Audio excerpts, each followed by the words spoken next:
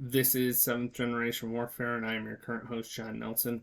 In this episode, we'll be continuing to look at Marine Corps Doctrinal Publication number 1, Warfighting. We have been going over the first chapter, which is the nature of war, and we've been working through some of the concepts offered in this book. If you have not seen the other ones, please go and watch the other videos on this subject.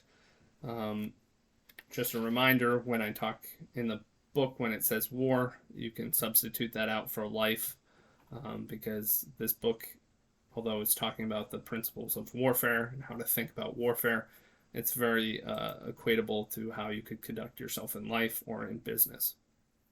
In this episode, we will be looking at complexity.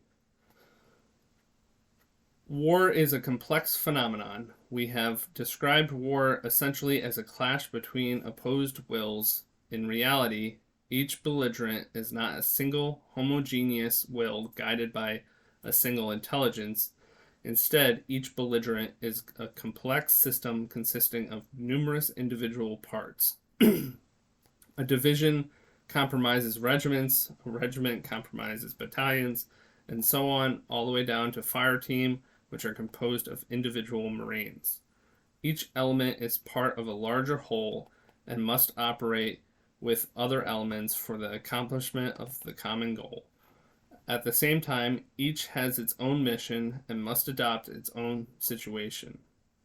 Each must deal with friction, uncertainty, and disorder at its own level, and each may create friction, uncertainty, and disorder for others, friendly as well as enemy. Yeah, so we're starting to see how complex war really is. And in here, the example given is just about military units starting at where he started a division. And the Marine Corps has, a couple divisions, but then there's the Army, the Navy, there's the general population. There's, when it comes to war and the entirety of the war effort, basically everyone in the population of the country at war has some sort of influence into how that war is shaped. So it is a very complex endeavor, and obviously the power structure when it comes to third generation warfare or more traditional warfare, the power structure, the people who had the influence in order to try and bring the population to war, want to exert as much control over not only the military and have the chain of command work effectively and have no dissidents inside the chain of command, but also the general population of the country.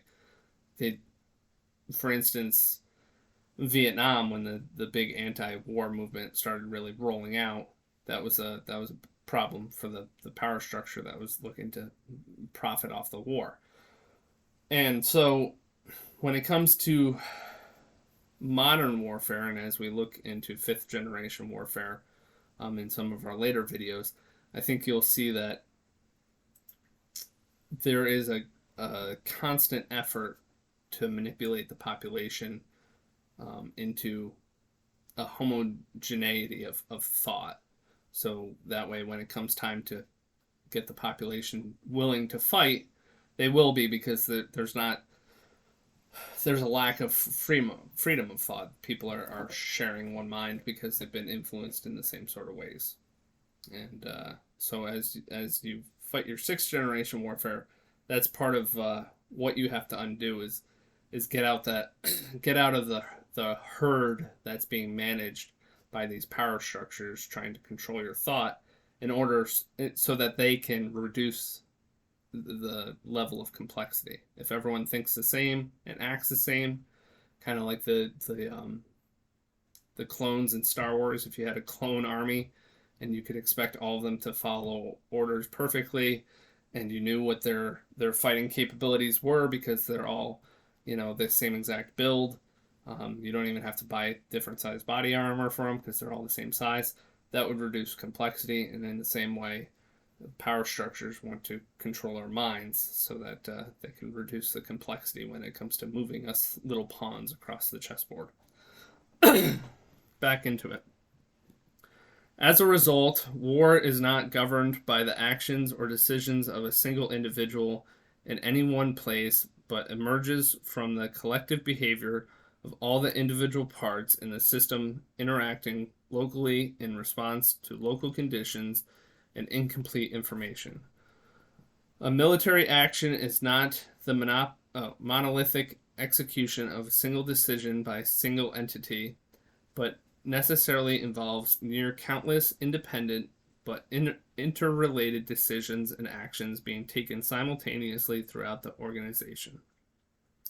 Efforts to fully centralize military operations and to exert complete control by a single decision maker are inconsistent with the intrinsically complex and disrupted nature of war.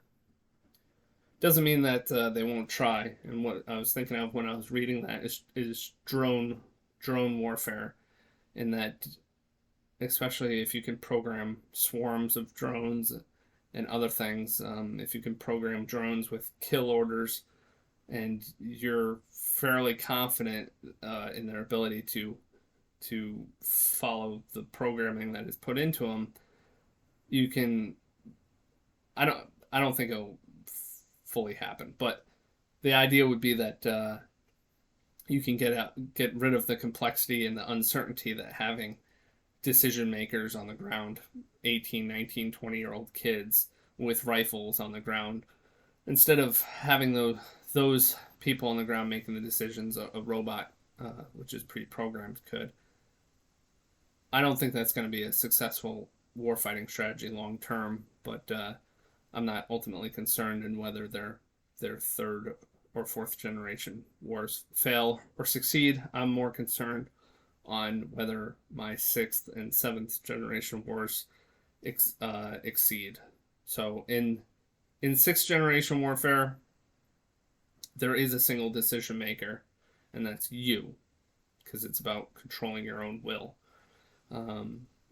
So a lot of what it's saying here doesn't apply. But when it comes to seventh generation warfare, yeah, that you're talking about the passing on of lessons through generations, and every generation is going to be different. And it's one of the exciting things I look forward to as I get into my old age, fighting a seventh generation warfare, is what are the personalities, capabilities, and sentiments of my children and my grandchildren, and how does who they are shape what seventh generation warfare looks like? How much of seventh generation warfare can be centralized in a sense, that can be uniform and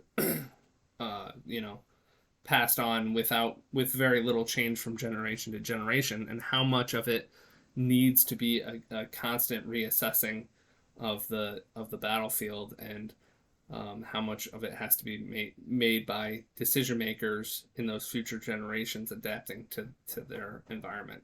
And I'm excited to see that play out. So complexity was a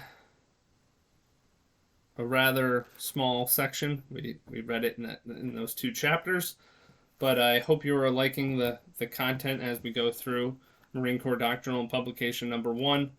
Next episode, we will talk about the human dimension, and so stay tuned. Please like, subscribe, and share. If you have any Marines that you are friends or family with who may be familiar with this document, they might appreciate the refresher, the re-exposure to it. So please send them these videos, and I think they might find them interesting. Have a good one.